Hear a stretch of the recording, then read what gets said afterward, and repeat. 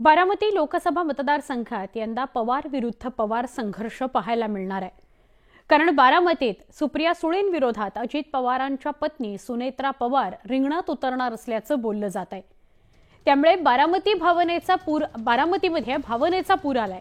अजित पवारांचे पुतणे युगेंद्र पवार हे राजकारणात सक्रिय होणार असल्याचं बोललं जात आहे।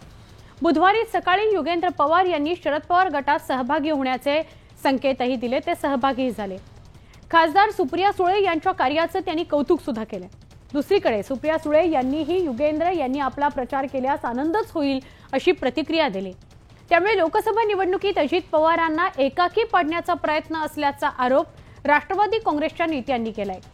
लोकसभेच्या तोंडावर युगेंद्र पवार यांची शरद पवारांना साथ म्हणजे अजित पवार यांच्याकरता धक्का अशी चर्चा सुरू झाली आहे।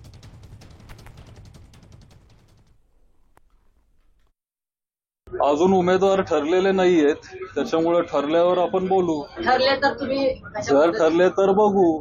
तो जर गाठीभेटी घेत असेल तर त्याच्यात गैर काय नाही। माझा जर तो प्रचार करणार असेल तर मला मनापासून आनंदच होईल।